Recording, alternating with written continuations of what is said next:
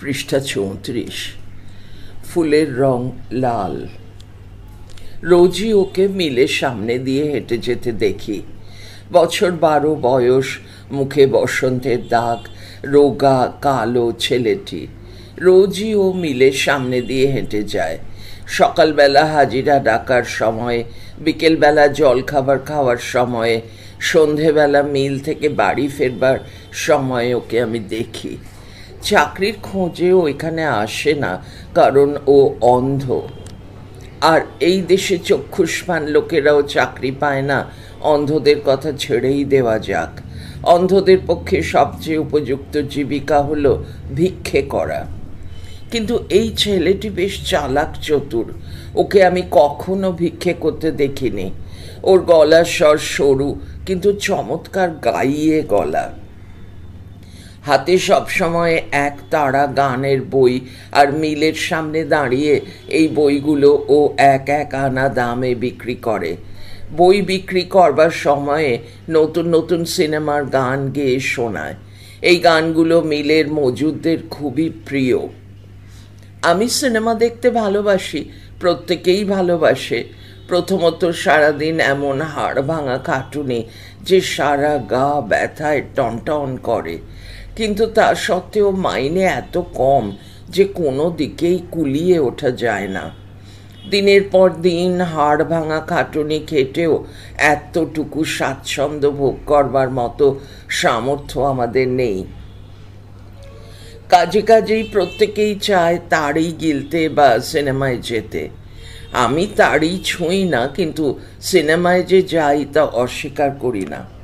সিনেমায় দেখি মেয়ে এবং পুরুষ চটকদার বেশভূষা পরে গাড়ি চেপে ঘুরে বেড়ায় আর প্রেমে পড়ে। সেখানে সবাই দিবারাত্রি প্রেম করে বেড়াচ্ছে। যাকেই দেখা যাক না কেন, হয় সে প্রেমে পড়েছে বা পড়তে যাচ্ছে বা প্রেমে পড়ে হাবুডুবু খাচ্ছে। পৃষ্ঠা 35।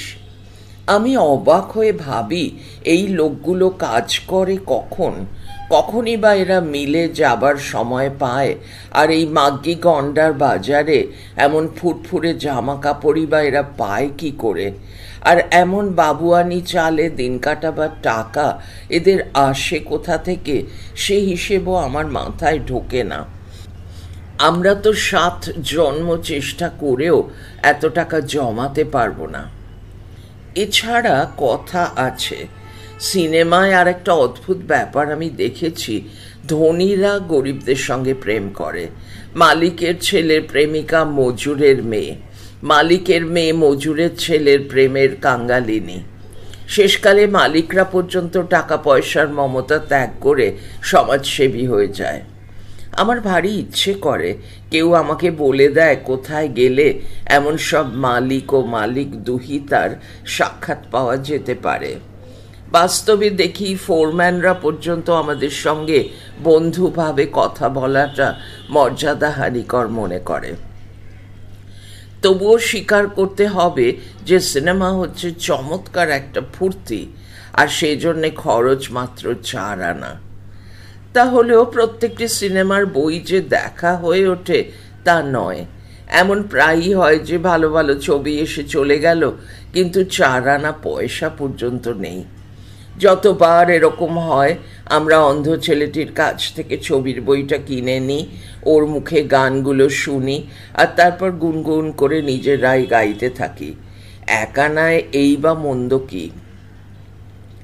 আমাদের জীবনে এত বেশি শূন্যতা যে যখনই এতটুকু আশার আলো আমাদের চোখের সামনে দিয়ে ঝিলিক দিয়ে বেরিয়ে যায়, আমরা হাঁ করে তাকিয়ে থাকি আর ভাবি, এই আশার আলো কোনোদিন কি আমাদের কাছে ধরা দেবে না?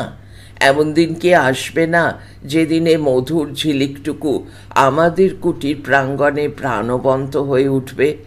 এই প্রাণোচ্ছল সুর আমাদের জীবনের গান হয়ে বেজে উঠবে কবে? কাজ করতে করতে এইসব কথা আমরা ভাবি আর স্বপ্নের জাল বুনি। ফোরম্যান এসে গালাগালি দেয় আর ভেঙে চুরমার হয়ে যায় আমাদের স্বপ্ন। কল্পনার সেই সুন্দর জাল ভাঁজ হয়ে হয়ে কোথায় অদৃশ্য হয় যেন। পৃষ্ঠা 36। আমাদের স্বপ্ন ও মন প্রাণ চিরদিনের মতোই আবার নিরাবরণ হয়ে পড়ে। আর এই জন্যেই একদিন আমরা হরতাল করে বসলাম। লাল ঝান্ডার লোকেরা আগেও কয়েকবার এসেছিল, কিন্তু আমি ওদের ইউনিয়নে এখনো যোগ দিইনি। সারাদিন আমি কাজ করতাম, সন্ধ্যার সময় কোনো দিন যেতাম সিনেমায়, বাড়ি ফিরতাম কোনো একটা সিনেমার গান গুনগুন করে গাইতে গাইতে। বাড়ি ফিরে শুকনো রুটি খেতাম, আর এই শুকনো রুটি যে আমার কপালে জোটে সেই জন্য ঈশ্বরকে ধন্যবাদ জানিয়ে শুয়ে পড়তাম। ক্রমে একদিন চাল ডালের দাম হলো আকাশ ছোঁয়া। যে কয়লা আমাদের নিত্য প্রয়োজন তা একেবারে অদৃশ্য হয়ে গেল কালো বাজারে। মনে হলো যেন আমার মজুরি 4 গুণ কমে গেছে। পেটে সর্বক্ষণ খিদে জলে, ছেলে মেয়েগুলোর পরনের ছেঁড়া জামা কাপড় ঘর ভাড়া পর্যন্ত দিতে পারি না। সিনেমায় যাওয়া ঘুচে গেছে। আগে সিনেমার পুরনো গানগুলো গুনগুন করে গাইতাম, এমনও হয়েছে যে 2-1টা গান মাঝে মাঝে নিজেই বানিয়েছি, ভারী ভালো লাগতো। কিন্তু এখন আমার শুকনো ঠোঁটে স্বর বেরোয় না। পুরনো গানও গুনগুন করে গাইতে পারি না, নতুন গানও বানাতে পারি না। মাঝে মাঝে মনে হয় সেই যে সিনেমার মিল মালিকের মেয়ে, যে নাকি একটি মজুরের প্রেমে পড়েছিল, সে যদি এখন আমার সামনে এসে সপ্রেম ভঙ্গিতে দাঁড়ায় তাহলে কি মজাই না হয়। কিন্তু এসব ঘটনা বাস্তব জীবনের ঘটবার জন্যে নয়। আমাদের মিলের মালিকের মেয়ে বাপের সঙ্গে দেখা করতে এসে মোটরে চেপে বেরিয়ে যায়। যেতে যেতেও আমাদের দিকে একটিবারের জন্যেও ফিরে তাকায় না। ওটুকু হলেও বরং আমরা একবার গেয়ে উঠতে পারতাম, দো নয়নো মে নয়নো মিলায়। এটা একটা সিনেমার গান। সুতরাং কারখানার মজুররা যেদিন হরতাল করবার জন্য ভোট নিল, আমিও তাতে যোগ দিলাম। হরতাল করাটা মোটেও একটা আয়াসের ব্যাপার নয়। যে লোকটাকে অনবরত কাজ করতে হয়, তাকে হঠাৎ বাধ্য হয়ে কাজ বন্ধ করতে হলে সে স্বস্তি বোধ করে না। হরতাল মানেই পেটে কিল মেরে পড়ে থাকা। পৃষ্ঠা 37। আমাদের তো আর ব্যাংকে জমানো টাকা নেই যে হরতালের সময়েও আরামে দিন কাটিয়ে দেব। সবাই বলে শ্রমিকদের হরতাল করা উচিত নয়, তাদের আরও বেশি কাজ করা উচিত, আরও বেশি কাপড় বোনা উচিত। আমরা বলি বহুত আচ্ছা, আমরা আরও বেশি খাটবো, আরও বেশি কাপড় বুনবো, ওতে আমরা গররাজি নই। কিন্তু যতই আমরা কাপড় বুনি না কেন, কাপড়ের দাম ততই বেড়ে চলে। মিল মালিকদের ভুঁড়িও ততই বাড়তে থাকে, আর আমাদের মজুরিও ততই কমতে থাকে। আরে ভাই, আমাদের কথাটাও তো একটু ভাবা দরকার নাকি? আগে আমরা বড় জোর 4 আনা পয়সা খরচ করে একটা সিনেমা দেখতাম, এখন তাও আর পারি না। কি করব আমরা? তাই আমরা হরতাল করলাম, আর হরতালও হলো জবরদস্ত। হাতে গোনা যায় এমন কয়েকজন পা চাটা ছাড়া আর কেউ কাজে গেল না। ভারী ফুর্তি হলো আমাদের। চারদিকে পুলিশ, কিন্তু আমরা মিলের আশেপাশে ছোট ছোট দলে ভাগ হয়ে খোশ গল্পে মত্ত। অন্ধ ছেলেটি আসে, অন্য দিনের মতোই গান গায়, কিন্তু ওর বই আর একটিও বিক্রি হয় না। মিষ্টি সুরেলা গলায় সমস্ত মাধুর্য ঢেলে দিয়ে গান গায়েও, কিন্তু তবুও পকেট থেকে কেউ একটি আনি বার করে না। জানো তো ভাই, আমরা হরতাল করেছি, আর কতদিন এই হরতাল চলবে কেউ বলতে পারে না। একটা আস্ত আনি 4 পয়সা। 1 আনার ভুট্টা কিনলে দুপুরের আর রাত্রের খাওয়া হয়ে যায়। লোকে যখন বলে যে প্ররোচনাকারীদের ভাঁওতায় ভুলে শ্রমিকরা হরতাল করে, আমি হাসি। যারা এসব কথা বলে তারা হয়তো জানে না যে মজুররা হরতালের সময় মাংস পোলাও খায় না, শুকনো রুটি চিবোয় আর হাত মুষ্টিবদ্ধ করে কলিজার রক্ত ঢেলে দেয়। এইভাবেই মজুররা হরতাল করে। চোখের সামনে ছেলে মেয়েরা মরে না খেয়ে চোখ মেলে তাকিয়ে দেখতে হয় মেয়ে বউ খাবার জন্যে ঘাস সেদ্ধ করছে, আর তখন মাথা নিচু করে দাঁতে দাঁত চেপে তারা গিয়ে দাঁড়ায় মিলের গেটের সামনে, কিন্তু ভেতরে ঢোকে না। দুর্বলতা, লোভ আর শয়তানি বুদ্ধি চায় তাদের ভিতরে ঠেলে দিতে। পৃষ্ঠা 38। সত্যি কথা বলতে কি, হরতাল করার চেয়ে গুলি খেয়ে মরা অনেক সহজ। যাক এসব কথা। গান গেয়ে গেয়ে ক্লান্ত হয়ে অন্ধ ছেলেটি সামনের পুলের কাছে গিয়ে একটা পোস্টে ঠেস দিয়ে গা এলিয়ে দিল। আমি দেখতে পাচ্ছি ওর মুখের ভাব কাঁদো কাঁদো, আমাদের মতোই মন মরা। আস্তে আস্তে হেঁটে ওর সামনে গিয়ে দাঁড়ালাম। কটা বই বিক্রি হলো আজ? জিজ্ঞেস করলাম। একটিও না। এখন আর বই বিক্রি হবে না? কেন? মিলে হরতাল চলছে, মজুররা কাজে যাচ্ছে না। কেন? অসুখ বিসুখ হচ্ছে নাকি? না, অসুখ নয়। অবশ্য এও এক ধরনের অসুখ বই কি, খেতে পারবে না বলে আর মনের শান্তি না থাকলে লোকে কাজ করবে কি করে। আবার পড়ছি, খেতে পড়তে না পেলে আর মনের শান্তি না থাকলে লোকে কাজ করবে কি করে। শুকনো ঠোঁট দুটো জিভ দিয়ে চেটেও বলল, আজ একটাও বই বিক্রি হলো না। আজ মিলে হরতাল চলেছে বললাম আমি। এর আগে এমনি আর একদিনও একটা বইও বিক্রি করতে পারিনি। সেটি ছিল যেদিনে আমরা নাকি স্বাধীন হয়েছি সেই দিন। আরে বাবা, লোকের কি নাচানাচি! কেন তুমি নাচানাচি করনি? খিদে আমার পেট জ্বলছিল। চুপ করে রইলাম। একটু পরে পকেট থেকে একটা আনি বার করে দিলাম ওকে। ও ফেরত দিল। আমি অন্ধ কিন্তু ভিখিরি নই। আমার বাবা এই কারখানাতেই কাজ করতেন। দুর্ঘটনায় তিনি মারা যান। সে কি, কিসের দুর্ঘটনা? ফোরম্যানের ভুলে একটা মেশিন তাকে থেঁতলে দিয়েছিল। এই আনিটা নাও বললাম আমি। পৃষ্ঠা 39। না না, ঠোঁটে ঠোঁট চেপে শক্তভাবে বসে রইল। আমি চলে এলাম। রোজই ওকে দেখি, রোজকার মতোই ও বই নিয়ে আসে, রোজকার মতোই গান গায়, কিন্তু কেউ বই কেনে না। ক্লান্ত হয়ে পড়লে ও পোস্টে ঠেস দিয়ে বিশ্রাম করে। আমি ওকে বললাম, জানো তো এখানে হরতাল চলছে, কাজেই তোমার ওই সিনেমার গান এখন আর কারো ভালো লাগবে না, অন্য কোথাও যাও। কোথায় যাব? অন্য কোনো জায়গা আমি চিনি না। ফোর্ট এলাকায় যাও, ওখানে বড় লোকেরা থাকে, তোমার বই বিক্রি হবে। আচ্ছা এসো, আমি তোমাকে পৌঁছে দিয়ে আসি। ওকে আমি ফোর্ট এলাকায় পৌঁছে দিয়ে এলাম, কিন্তু পরদিনই ও আবার ফিরে এলো। ওখানকার লোকেরা সব ইংরেজি বই দেখে, আর দেশি সিনেমার গান ওরা রেডিওতেই শোনে। ওখানে আমার বই বিক্রি হবে না। তারপর এলো লাল ঝান্ডার লোকেরা, তাদের সঙ্গে এলো অন্য সব মিলের মজুর। পাশাপাশি দাঁড়িয়ে আমরা হাত নাড়লাম, স্লোগান তুললাম, লড়াইয়ের গান গাইলাম। গান গাইতে গাইতে লক্ষ্য করলাম অন্ধ ছেলেটি পায়ে পায়ে ভিড়ের দিকে এগিয়ে এসেছে আর সকলের সঙ্গে গলা মিলিয়ে আস্তে আস্তে গাইছে। সুরটা আয়ত্ত হয়ে যেতেই হঠাৎ ও উৎসাহে গলা ছেড়ে গাইতে শুরু করে দিল। আমরা ওর সঙ্গে সঙ্গে গাইলাম।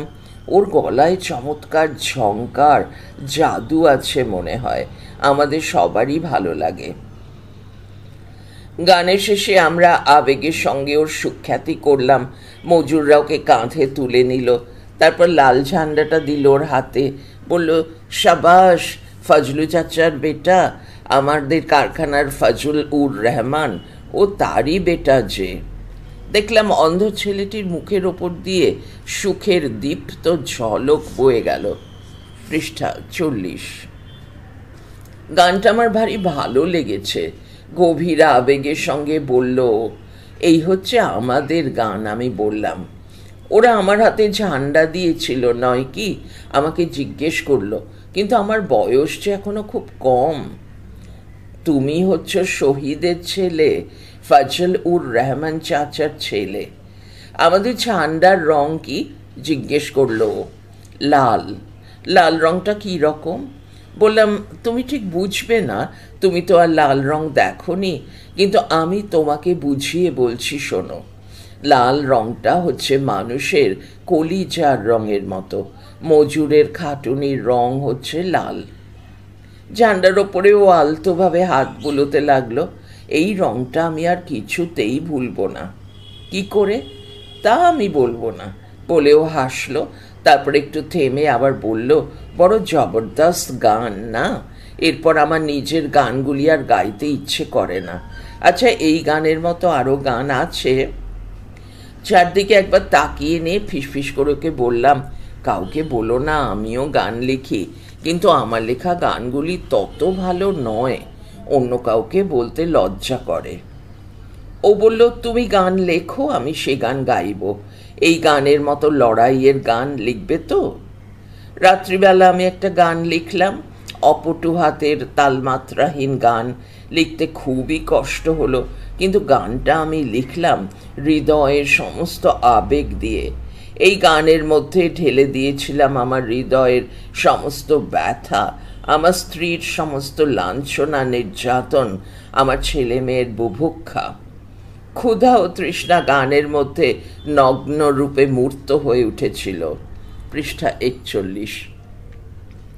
আর এই গান নিয়ে আমি গেলাম আমার অন্ধ বন্ধুর কাছে, আর আমাদের এই গানেও ঢেলে দিল ওর অন্ধ সত্তার সমস্ত অন্তর্দৃষ্টি, নির্যাতিত আত্মার সমস্ত যন্ত্রণা, তমিশ্র অভিযাত্রার সমস্ত আলো।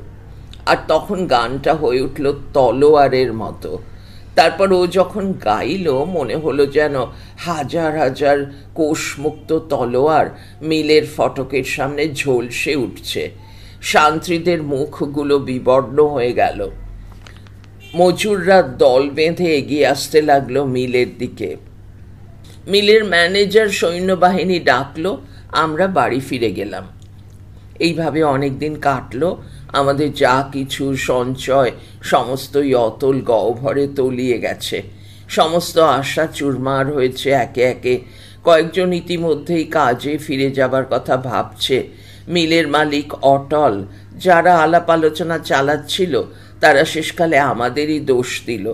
খবরের কাগজগুলো বড় বড় লোকের হাতের মুঠোয়, তারাও আমাদের দোষ দিচ্ছে। সাহায্য বলতে কারো কাছ থেকেই কিছু পাচ্ছি না। দারুণ একটা উৎকণ্ঠার মধ্যে আমাদের দিনরাত্রি কাটছে। কিছু একটা ফয়সালা হবে বলে মনে হচ্ছে না। তার ওপর আজ অনেকেই কাজে যোগ দেবে ঠিক করেছে। আমরা ওদের বুঝিয়ে বলতে চেষ্টা করেছি, কিন্তু কোনো কথা শুনতে ওরা রাজি নয়। আমার ভারী মন খারাপ লাগছে। আমার অন্ধ বন্ধুরও সেই অবস্থা। আস্তে আস্তে হেঁটে আমরা মিলের কাছ থেকে চলে এলাম।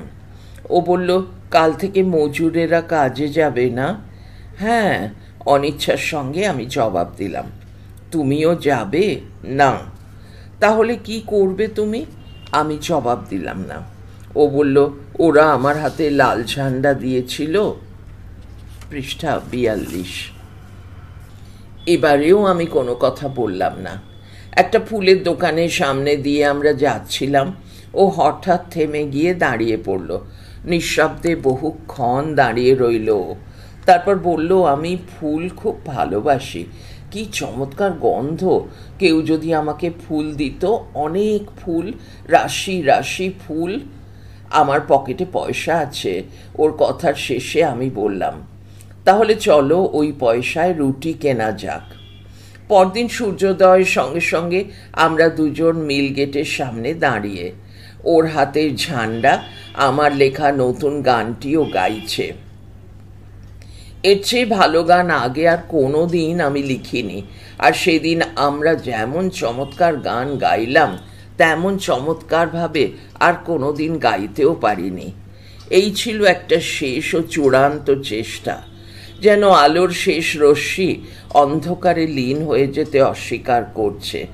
যেন অপরিশেষ শ্রমের ঘর্মবিন্দু গানের নদীতে পরিবর্তিত হয়ে দুর্নিবার ও প্রচণ্ড হয়ে উঠেছে। কেউ কাজে গেল না। যারাই এসেছে ডুবে গেছে গানের মধ্যে। মিলের ফটক হাঁ করে খোলা, কিন্তু ভিতরে একটিও লোক নেই। স্রোতের গতি ঘুরে যেতে দেখে পাঁচাটার দল আমাদের দিকে রুখে এলো। আমরাও জবাব দিলাম। গুলি চলল। অন্ধ ছেলেটিকে পড়ে যেতে দেখলাম। আর দেখলাম আর একজন ওর হাত থেকে ঝান্ডাটা তুলে নিয়েছে। ছুটে গিয়ে ছেলেটিকে কোলে তুলে নিলাম, ভিড় ঠেলে বেরিয়ে এসে ছুটতে লাগলাম হাসপাতালের দিকে। হাসপাতালে ডাক্তার সোজাসুজি বলে দিলেন যে ছেলেটি আর বেশিক্ষণ বাঁচবে না। একদল মজুর ঘিরে দাঁড়ালো ওর খাটের চারপাশে। ও জিজ্ঞেস করলো, কেউ কাজে গেছে? না, আমি জবাব দিলাম। একজনও নয়? ওর গলায় উৎকণ্ঠা। না, একজনও নয়, আশ্বস্ত করলাম ওকে। পৃষ্ঠা 43। স্বস্তির নিঃশ্বাস ফেলে চাপা স্বরেও বলল, ওরা আমার হাতে ঝান্ডা দিয়েছিল। প্রবল একটা উচ্ছ্বাসের মতো জল এলো আমার চোখে। নার্স হাত বুলোচ্ছে ওর মাথায়। অন্ধ ছেলেটির নাসারন্ধ্র কাঁপছে। কি চমৎকার গন্ধ! এখানে কেউ বুঝি ফুল এনেছে? ফুলের গন্ধ নয়, নার্স কি একটা সেন্ট ব্যবহার করেছিল। কি যেন বলতে যাচ্ছিল নার্স, আমি বারণ করলাম। তারপর একজন বন্ধুকে চুপি চুপি বলে দিলাম, সে ছুটে বেরিয়ে গেল। এখানে কেউ বুঝি ফুল এনেছে? ও আবার জিজ্ঞেস করলো। আমি বললাম, ফুল এখানে নয়, বাইরে দোকানে। আমি একজন বন্ধুকে পাঠিয়েছি তোমার জন্য ফুল নিয়ে আসতে। ও চুপ করে রইল। বন্ধুটি এক থোকা জুঁই ফুল এনে দিল আমার হাতে। আমি আমার অন্ধ বন্ধুর কাঁপা হাতে ফুলগুলো তুলে দিলাম। ওর দুর্বল বাদামি হাতের পাশে সাদা জুঁই ফুলগুলো উজ্জ্বল আলোয় উদ্ভাসিত হয়ে রইল। কি চমৎকার ফুল, কি চমৎকার গন্ধ! এই ফুলের রং কি? বলে ফুলগুলো চেপে ধরল গালের ওপর। হঠাৎ ওর মুখের ওপর দিয়ে একটা সুখের ঝলক বয়ে গেল যেন। এই ফুলগুলো লাল নয় কি? লাল ফুল, বলল ও। নার্স কি একটা বলবার জন্যে মুখ খুলতেই আমি চোখের ইশারায় তাকে থামিয়ে দিয়ে বললাম, ঠিক বলেছ ভাই, ফুলগুলো লাল, টকটকে লাল। ও আবার জিজ্ঞেস করলো, আমাদের ঝান্ডার মতো লাল? মানুষের কলিজার রক্তের মতো? চোখের জল চেপে আমি জবাব দিলাম, হ্যাঁ, ঠিক বলেছ ভাই, এই ফুলগুলো মানুষের রক্তের মতো লাল। কি চমৎকার ফুল! ওর বুকের ভিতর থেকে একটা সুখের দীর্ঘ নিঃশ্বাস বেরিয়ে এলো। তারপর থেমে থেমে বলতে লাগলো, পৃষ্ঠা 44। কি সুন্দর, কি চমৎকার লাল ফুল! ইচ্ছে হয় এই লাল ফুল দিয়ে নিজেকে ঢেকে রাখি। আর একবার ফুলগুলো চেপে ধরলো গালের ওপর, তারপর চোখ বুঝলো চিরদিনের জন্যে। হাসপাতালের কামরায় ফুঁপিয়ে উঠল কে যেন।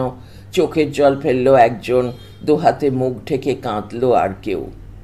আজও আমাদের মধ্যে নেই। আজ ওর কবরের পাশে গিয়েছিলাম। নোংরা কবর, যত্ন নেবার কেউ নেই। আর আজ যখন কবরের পাশে গিয়েছিলাম, মনে হলো যেন আমাকে জিজ্ঞেস করছে, দাদা, আমার কবরের ওপরে সেই লাল ফুলগুলো কবে ফুটবে? আমি ওকে বললাম, শোনো ভাই, আজ তোমার কথা সবার কাছে বলবো। তোমার এই প্রশ্নের জবাব জিজ্ঞেস করব সবার কাছে। তোমাকে এই কথা দিচ্ছি। এই পৃষ্ঠার নিচে লেখা অনুবাদ অমল দাশগুপ্ত। পড়া চলছে পরের ফাইলে। গল্প মৃত মার্কিন সৈনিকের উদ্দেশ্যে।